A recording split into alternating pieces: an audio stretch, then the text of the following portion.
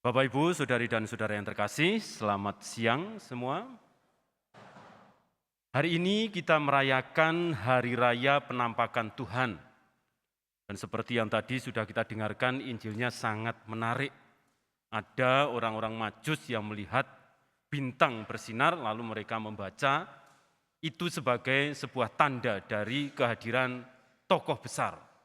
Lalu mereka mencari dan dalam perjalanan itu akhirnya mereka menemukan berbagai macam kejadian yang boleh saya simpulkan atau saya sebut sebagai sebuah perjalanan yang akhirnya membentuk sebuah persaudaraan, menguatkan persaudaraan.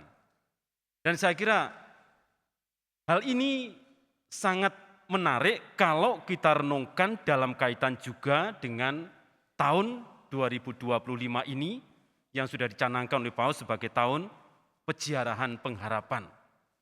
Jadi dalam perziarahan atau dalam perjalanan itu kita bisa membangun sebuah persaudaraan sekaligus menguatkan pertumbuhan iman kita. Mari kita renungkan bersama soal ini. Suatu kali saya berada di sebuah paroki yang di situ wilayah parokinya ini meliputi area-area yang menurut saya sulit, tetapi masih bisa dijangkau, yaitu ada perkebunan-perkebunan kelapa sawit. Nah, mungkin Anda semua yang punya usaha perkebunan kelapa sawit pasti bisa paham itu. Satu kebun bisa berhektar-hektar, lalu satu kebun dengan kebun yang lain jaraknya cukup jauh. Dan di dalam kebun itu ada komunitas-komunitas orang Katolik. Jadi ada sebagian yang sudah tercover, artinya diketahui kemudian terlayani. Tetapi banyak dari mereka yang tidak tercover lalu juga tidak terlayani. Kenapa? Karena mereka-mereka ini rata-rata adalah pekerja kebun. Jadi kadang-kadang harus bekerja di sini, nanti kalau sudah selesai kontrak di situ, pindah ke kebun yang lain dan seterusnya begitu. Sehingga mobilitas semacam ini kadang-kadang sulit dilacak atau tidak terlacak. Nah, karena situasi semacam itu lalu ada kebijakan rupanya dari keuskupan setempat untuk menugaskan satu orang pastor khusus untuk berkeliling dari kebun ke kebun mencari di mana ada komunitas-komunitas Katolik. Dan ini bagi saya sebuah terobosan yang sangat luar biasa. Sementara di tempat lain tidak ada yang semacam ini. Di tempat lain ya sudah, kalau ketemu ya untung, tidak ketemu ya sudah. Tapi di sini ada upaya untuk menjemput bola.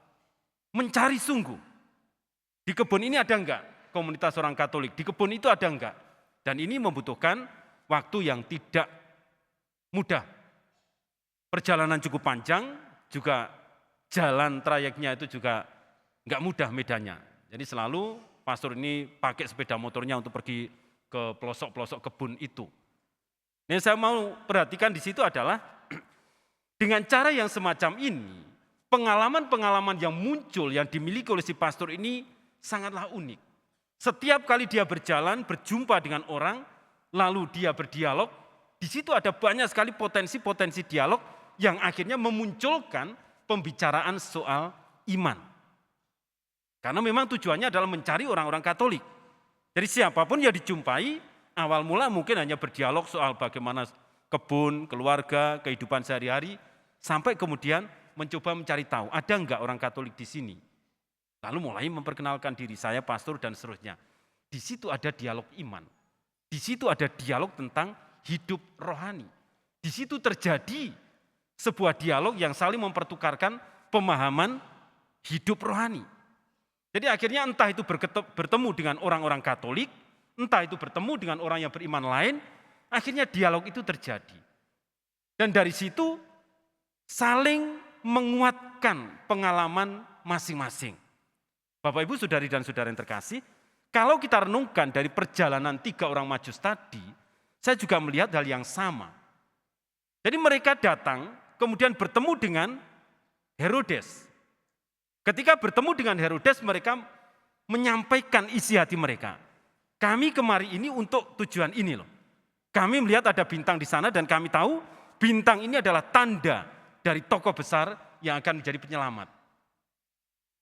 Nah, dari situ mulai ada dialog iman. Orang-orang Majus punya keyakinan bintang ini seperti itu. Akhirnya Herodes yang mungkin tidak terlalu memperhatikan imannya, yang mungkin juga tidak terlalu peduli dengan hal semacam itu, nggak paham apa yang dimaksudkan oleh orang ini. Kemudian dia mencari tahu dari yang lain. Dia mengundang orang-orang pintar di situ, orang-orang Farisi, ahli-ahli Taurat, mencari pemahaman. Kok ada kasus semacam ini? Apakah memang yang seperti itu akan terjadi di sini atau tidak? Lalu ahli-ahli Taurat, orang-orang yang pintar kitab suci itu mulai memberikan data. Ini loh datanya dalam kitab suci. Bahwa akan ada lahir Mesias di sini. Nah, dari pertemuan-pertemuan ini kita bisa melihat orang Majus ketemu Herodes, Herodes akhirnya bertemu dengan orang-orang Farisi, ahli-ahli Taurat, dan mereka akhirnya berdialog tentang sesuatu, yaitu penyelamat. Nah, meskipun nanti akhirnya reaksi atau respon masing-masing berbeda-beda, tetapi di situ kita melihat adanya dialog iman. Dan dialog iman ini telah menyatukan antara orang yang sungguh-sungguh mencari, orang yang hanya sekedar kepingin tahu, orang yang mempunyai data tapi tidak bergerak untuk mencari tahu, semuanya berkumpul membicarakan soal iman. Ini menurut keyakinan kami orang-orang Yahudi, ini menurut keyakinan kami sebagai orang-orang Majus. Dan Herodes mungkin ya ini menurut keyakinan saya. Jadi data yang dia peroleh mungkin digunakan untuk kepentingan yang lain. Nah, kalau kita perhatikan rupanya perjalanan pencarian itu ketika kita sharingkan kepada orang lain bisa membawa pembicaraan tentang iman yang sama atau keyakinan dari masing-masing dan membawa orang mulai bergulat dengan apa yang mereka yakini. Dan saya kira Anda semua punya banyak pengalaman soal ini. Ketika berjumpa dengan pengalaman-pengalaman tertentu yang membuat Anda tertarik, kagum, atau mungkin kaget, atau mungkin malah membuat takut. Misalnya banyak itu yang ngomong soal santet lah, soal guna-guna lah, atau beberapa waktu lalu ada usaha, oh kami ini usahanya begini-begini Romo, ini kok sepertinya tersendat-sendat, bisa enggak ini didoakan dan seterusnya. Nah, pengalaman-pengalaman semacam ini, walaupun hanya sekedar pengalaman seperti itu, ketika diungkapkan kepada orang lain, pasti orang lain mulai berpikir, mulai mencari data yang mereka miliki, mulai menggali pengalaman mereka masing-masing. Dan akhirnya masing-masing mulai merenung. Ini fenomena apa? Jawabannya bagaimana? Lihat ini, bahwa ternyata pengalaman-pengalaman seperti itu bisa membuat orang tertarik untuk masuk ke dalam diri mereka, tertarik untuk kembali melihat, merenungkan hidup rohani masing-masing. Sampai pada akhirnya nanti akan ketemu ketika ada orang-orang yang memang sangat menonjol dalam hidup rohani, men-sharingkan pengalaman hidupnya, mereka ini bisa menjadi magnet bagi yang lain. Mereka ini bisa menjadi sebuah tempat untuk mencari tahu, mencari pemahaman, mencari pendalaman hidup rohani. Dan saya kira kita semua sebagai orang-orang Kristiani juga memiliki panggilan yang sama. Yesus selalu menegaskan kepada para muridnya untuk menjadi pewarta. Dan ini tidak akan mungkin terjadi kalau kita tidak pernah menggali hidup rohani kita masing-masing. Kalau kita tidak pernah menggali pengalaman-pengalaman kita akan Allah. Maka ketika berjumpa dengan iman-iman yang lain, mereka mungkin men-sharingkan pengalaman masing-masing yang begitu luar biasa, kita bisa hanya melongo. Tetapi kalau kita memiliki pengalaman itu sendiri, kita bisa memberikan pemahaman ini yang saya alami, ini yang saya hidupi, dan ini yang bagi saya menjadi pegangan hidup. Lalu orang akan mulai berpikir, oh iya, apa yang dia alami ini memiliki nilai. Apa yang dia hidupi ini bisa menjadi pegangan. Nah, dari situ orang bisa mulai berpikir, ini memang layak untuk dipegang, ini memang layak untuk dihidupi. Dan dari situlah iman semakin bertumbuh. Dan bisa dibayangkan saudari dan saudara, kalau pertemuan-pertemuan ini terjadi di antara kita sebagai orang-orang Katolik, masing-masing men-sharingkan pengalaman hidupnya, masing-masing men-sharingkan pengalaman perjumpaannya akan Allah, betapa luar biasa nantinya yang akan terjadi, buah-buah yang mungkin akan muncul ketika masing-masing berbagi iman ini. Pasti akan saling menguatkan. Dan saya kira itulah salah satu poin yang ditekankan oleh paus kita ini, sehingga dia menetapkan tahun peziarah ini dengan judul Peziarah Pengharapan. Dia menegaskan kembali bahwa pengharapan itu tidak mengecewakan. Karena apa? Dia berangkat dari apa yang dikatakan oleh Paulus. Paulus begitu berkobar-kobar melayani Tuhan. Paulus begitu berkobar-kobar memberikan pewartaan ke sana kemari. Apa yang dia alami? Walaupun ada begitu banyak kesulitan, tetapi dia melihat Tuhan tidak pernah meninggalkan dia. Tuhan tidak pernah pergi dari dia. Itu yang membuat dia sangat yakin bahwa pengharapan tidak akan pernah mengecewakan. Karena yang dia harapkan sungguh-sungguh itu ada, hadir, dan selalu memberikan bimbingan di dalam karya-karyanya. Dan kalau Anda semua membaca surat-surat Paulus, itu pasti akan kelihatan di situ. Sangat menarik. Dari satu tempat ke tempat lain, dia memberikan pewartaan, di situ dia ditolak, di situ dia dimusuhi, bahkan diancam untuk dibunuh. Tetapi penyelamatan Tuhan selalu hadir. Ketika dia mengalami kesulitan, banyak konflik sana-sini, pencerahan Tuhan selalu muncul. Ketika dia harus berhadapan dengan komunitas Kristen sendiri, yang mulai mendiskreditkan dia, mulai mencurigai dia, dia bisa memberikan jawaban dengan sangat cemerlang. Lalu dia menyadari dari mana ini semua muncul, dari mana ini semua terjadi, karena Roh Kudus yang membimbing dia. Makanya dia sangat yakin, gak akan peduli apapun yang terjadi, kalau sungguh-sungguh diabdikan bagi Tuhan, Tuhan pasti akan ngurusi semua. Yang penting saya berserah kepada Dia, saya memberikan apa yang bisa saya kerjakan, apa yang bisa saya persembahkan untuk Tuhan, maka Tuhan akan membimbing saya.